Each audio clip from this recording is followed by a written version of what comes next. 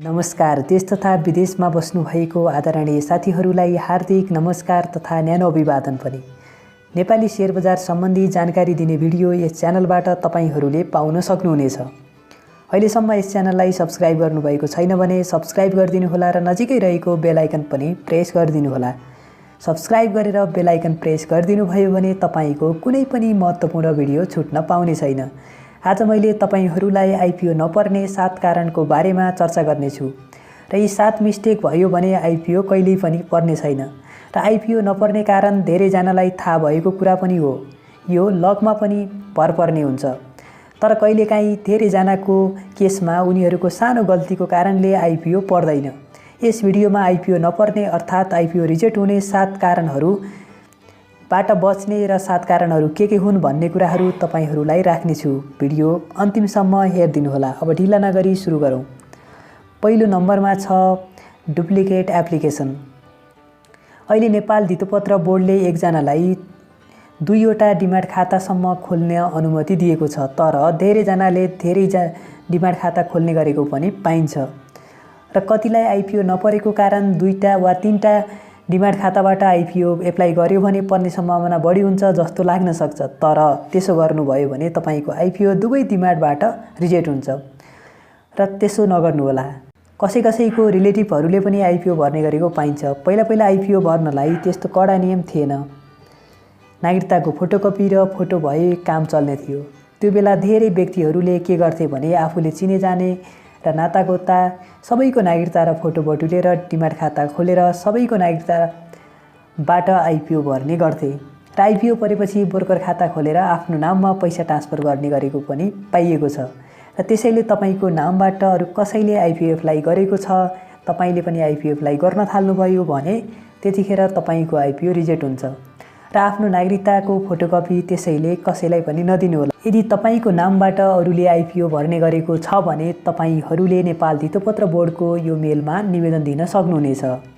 support@secbon.gov.np।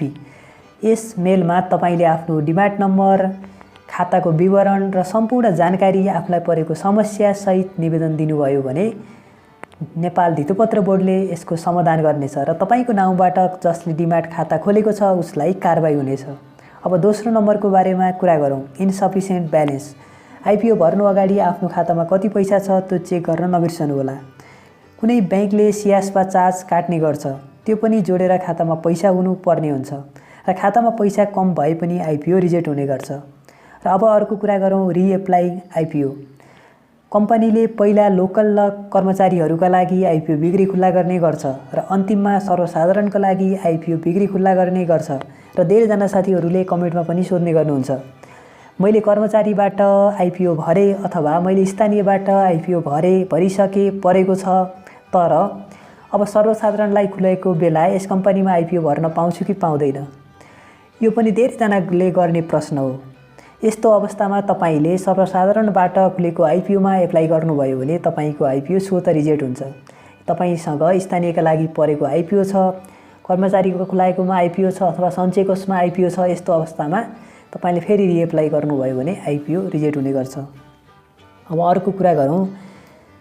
यदि तपाईले कसैकी मरिसकेको व्यक्तिबाट आइपिओ भर्ने गर्नुभएको छ भने पनि तपाईको आइपिओ कानुनी रूपमा कारबाही हुन सक्छ। तपाईलाई यसबाट पनि तपाई बच्नुपर्ने हुन्छ। अहिले धेरैजनाले बितिसक्नु भएको हजुरबुवा हजुरआमाको नामबाट मेरो शेयर खोलेर आइपिओ भर्ने गरेको पाइन्छ। यो कानुनी रूपमा गलत हो र गैर कानुनी काम पनि हो। यदि यसो गर्नुभएको कुरा ब्रोकरले तपाईले थाहा पाएर उजुरी दिएको अवस्थामा नेपाल धितोपत्र बोर्डलाई ब्रोकरले उजुरी दियो भने तपाईँ जेल बस्नुपर्ने र केही पैसा पनि फाइन तिर्नुपर्ने हुन्छ। मरिसकेको मान्छेको डिमाट खाता खोलेर आइपिओ भर्ने काम गर्नुभएको छ भने यो गैर कानुनी काम हो र तपाईलाई जुनसुकै बेला पनि कारबाही हुन सक्छ। त्यसकारण तपाईले यो काम पनि नैतिकताको हिसाबले पनि नगर्नुहोला र अरूलाई गर्न पनि नलगाउनुहोला। अब अर्को टपिकको कुरा गरौँ। Applying share offline. पहिले आइपिओ भर्नेहरूको लागि ब्याङ्कमा ठुलो लाइन बसेर ब्याङ्कबाट भर्नुपर्ने थियो र अहिले पनि केही व्यक्तिहरूले ब्याङ्कबाट नै आइपिओ भर्ने गरेको पाइन्छ र आइपिओ खुलेको समयमा ब्याङ्कमा देखिने भिडले यस कुराको पुष्टि गर्छ। मेरो शेयरबाट आइपिओ भर्दा साइन नमिलेको झन्झट हुँदैन। र आइपिओ रिजेक्ट भएको पनि के कारणले रिजेक्ट भयो भनेर नोटिस आउँछ। रिजेक्ट भएको कारणलाई स्लोप गरेर रिएप्लाई गर्न पनि सक्नुहुनेछ। तर बैंकमा गएर आइपिओ भर्नुभयो भने एक त लाइन बस्नुपर्ने हुन्छ र साइन मिलेन भने अथवा पैसा पुगेन भने एकैपटक आइपिओको रिजेक्ट आउने बेला मात्र थाहा हुन्छ। त्यसैले आइपिओ छुट्छ। सबैभन्दा पहिले तपाईहरुसँग मेरो शेयर छैन भने जुन बैंकमा तपाईको डिम्याट खाता छ त्यही बैंकबाट तपाईले मेरो शेयरको आइडी पासवर्ड लिन सक्नुहुनेछ र मेरो शेयरको आइडी पासवर्ड लिनुभयो भने सजिलोसँग जनसुकै ठाउँबाट पनि तपाईले आइपिओ भर्न सक्नुहुनेछ। अब अर्को टपिकको बारेमा चर्चा गरौँ। यदि तपाईले अन्तिम समयमा आइपिओ अथवा अन्तिम दिनमा आइपिओ एप्लाई गर्दा के हुन्छ त? यो गल्ती पनि धेरैजनाले गरेको पाइन्छ।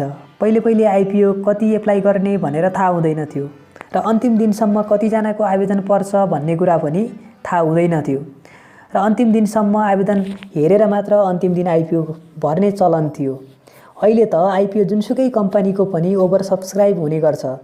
10 किता भन्दा बढी पर्न पनि पर्दैन। त्यसैले आइपिओ भर्नका लागि तपाईले 10 किता दिए काफी हुनेछ आवेदन। त्यो भएको कारणले गर्दा तपाईहरूले आइपिओ अन्तिम दिन एप्लाई गर्न भन्दा पनि रिजेक्ट भए फेरि रिएप्लाई गर्न मिल्दैन। त्यो भएको कारणले आइपिओ पहिलो दिन दोस्रो दिन नै एप्लाई गर्नुभयो भने सबैभन्दा उपयुक्त हुन्छ। अब अन्तिम टपिकको बारेमा चर्चा गरौँ। कसैलाई पनि आफ्नो डिम्याट खाता सेयर नगर्नु होला। धेरैजनाले आइपिओको रिजेक्ट आउने दिन आफ्नो सामाजिक सञ्जालमा डिम्याट खाता नम्बर सेयर गरेको पाइन्छ। तपाईले आफ्नो इन्फर्मेसन अरूलाई दिँदा मिसयुज पनि उत्तिकै हुने सम्भावना बढी हुन्छ। तपाईको डिम्याट खाताबाट तपाईको मेरो सेयर ब्लक गरिदिन सकिन्छ र अरू कुराहरू पनि थुप्रै कुराहरू मिसयुज गर्न सकिन्छ। त्यसैले आफ्नो डिम्याट खाता अरूलाई दिने काम नगर्नु होला। र तपाईका शेयर बजार सम्बन्धी केही प्रश्नहरू जिज्ञासाहरू छन् भने यही भिडियोको तलपट्टि कमेन्ट गरेर निर्धक्क साथ सोध्न सक्नुहुनेछ। आगामी दिनमा पनि शेयर बजार सम्बन्धी नयाँ अपडेटहरू लिएर उपस्थित हुनेछु। त्यति बेलासम्मका लागि बिदा हुन चाहन्छु। तपाईहरू सम्पूर्णको जय होस्। नमस्कार।